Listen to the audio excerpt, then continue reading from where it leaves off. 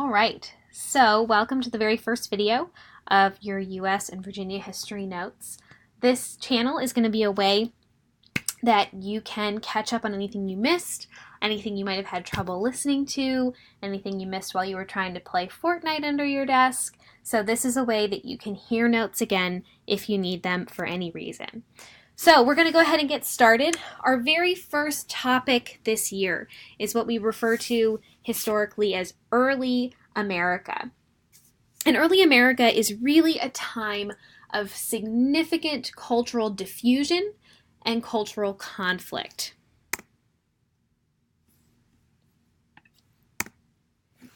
Now, sometimes when we hear that the history of early America, it starts in 1607. We hear the beginnings of Europeans being in this country. But that's a very misleading story.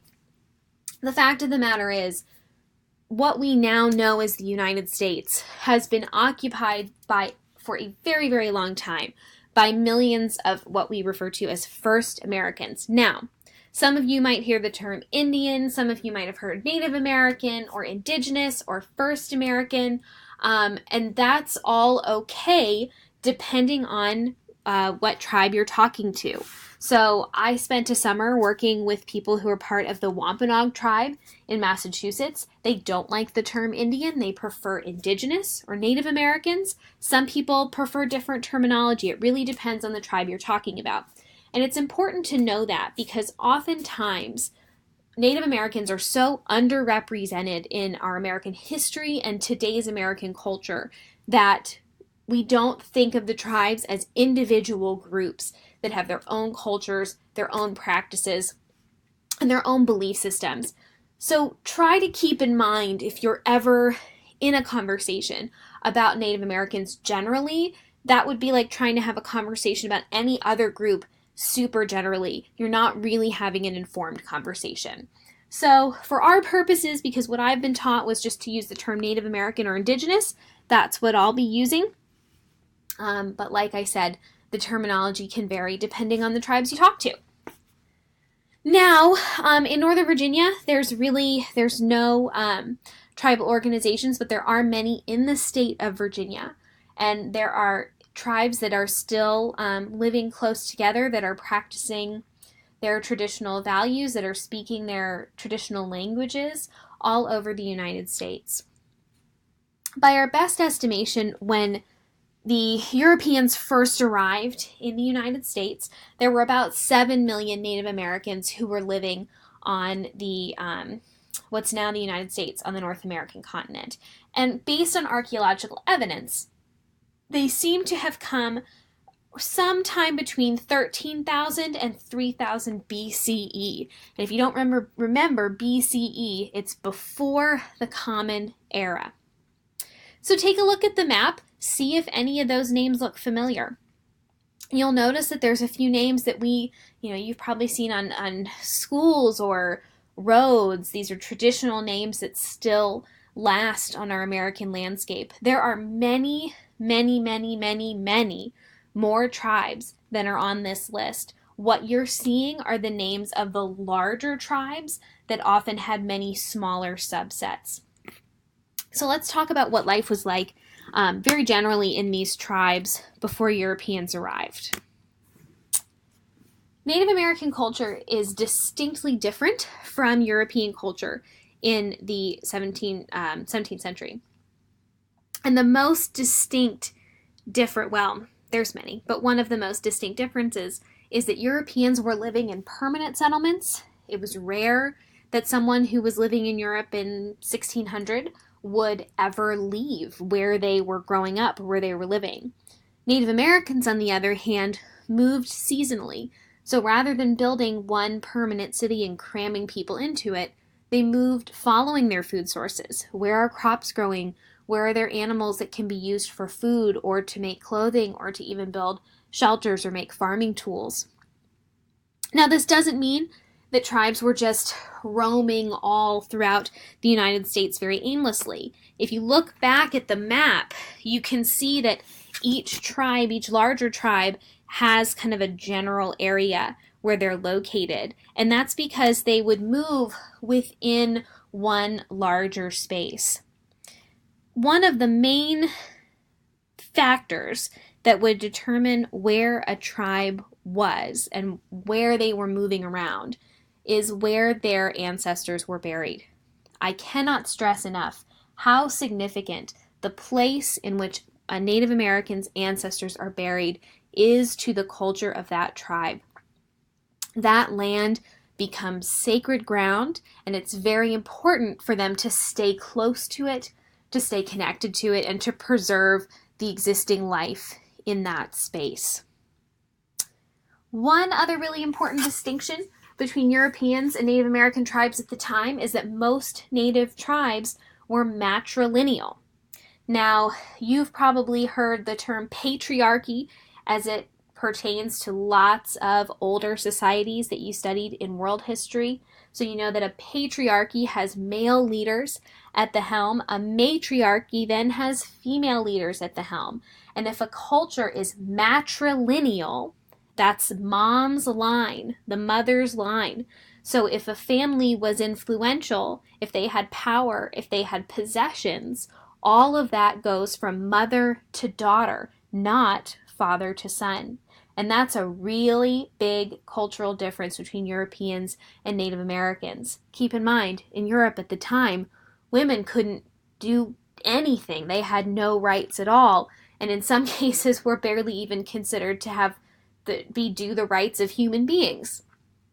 This is totally different in Native American culture. And the reason for it is that Native American ideology clearly dictates that men and women have different roles. Women are seen as the creators and protectors of life, and men are those who have to destroy life at times, which sounds very morbid, but men were the hunters.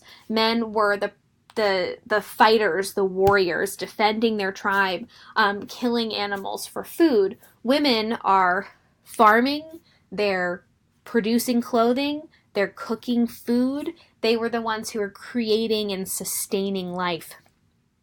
And if you ever hear Native Americans talk about their religious belief, they will more commonly refer to a monotheistic, a singular God as female, because women are seen as the creators of life. Now, there are other differences in religious belief between Europeans and Native Americans, although not quite as dramatic as Europeans made them out to be. They're both monotheistic religions. That's a really important commonality. However, Native Americans place such a high value on protecting the nature that was created by that singular God.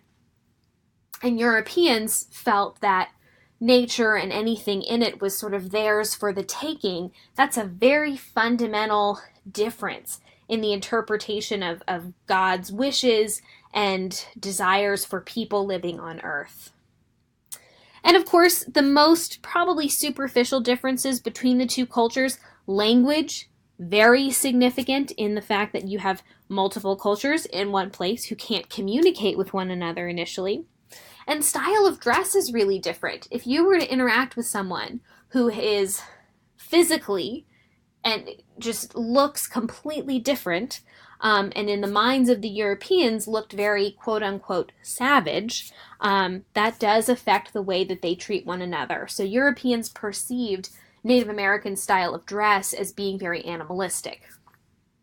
Now, the irony here is that when you look at traditional Native American clothing, and sometimes you'll hear stories about people who take offense at the idea of dressing up as Pocahontas or as another Native American for Halloween. Well, there's a reason behind that. That's not people just being really picky or politically correct. Native American traditional clothing is often referred to as regalia, and it's very similar to a military uniform. All of the materials used to create traditional regalia are deliberately obtained. A deer is hunted. An offering of tobacco is burnt over the deer. As it dies, a prayer is said for its soul to thank it for its contribution. It's not wasteful in any way. The bones, the skin, the meat is all used. It's used to produce one specific person's clothing, and then that clothing is decorated with beading, feathers, bone jewelry. That's all designed for one specific person based on their authority, their accomplishments, their seniority within their tribe. So to make Native American clothing like a costume is not that different from if someone was to go to a craft store and make fake military medals and dress up like a soldier. So it's important to understand that the clothing is not just scraps of deer that someone's thrown on. It's all very deliberate, and it's very important to their culture. So before Europeans get to America, what's now the United States, they have a lot of problems that they're trying to escape. And they have this idea in their mind that they're going to get to America. No one will be there. There'll be gold just running down streams and fish leaping out into their baskets. There'll be so much abundance of resources because Europeans really idealized what America would be like, as they were living in terrible conditions. By the early 1600s, most Europeans were living in cities, and those were cities that did not have indoor plumbing or trash collectors, and you can imagine people were always getting sick, they're getting in fights, crime rates are high, there's not enough jobs, there's not enough food, there's certainly not enough clean food or clean water, and on top of that, the influx of trade from other areas is bringing a lot of different cultures, different religions into those cramped cities, and there's a lot of conflict. So Europeans, ironically, are leaving Europe thinking they're going to have this empty wilderness where they can go and practice their religion without anyone around them being different from them. And of course, they encounter a fairly different Native American society that they were not expecting. One of the other motivators for Europeans to come to America is money, quite simply. There's not a lot of jobs in Europe. There's all of these myths and stories going around about what it's like in America, that there's so much gold and riches and animals to eat, and there's timber to cut down and animals for furs. So these mercantilist countries decide they're going to prove who's the biggest, baddest, toughest, best country by paying explorers to go overseas and establish these colonies. It's kind of like how businesses today will pay Instagrammers to wear their clothes and talk about them, and they create this great word of mouth. That's kind of what these countries were doing, but on a massive, massive scale. Europeans really began to explore the world around them around the 1480s, and our primary explorers, England, the Netherlands, France, the Portuguese, the Spanish, the Italians, they are all traveling, and of course, right across the Atlantic, in a fairly similar climate, they have America, and that becomes the primary focus for colonization. So take a minute here, stop and think, what will be the biggest sources of conflict between Europeans and Native Americans when they encounter one another for the very first time?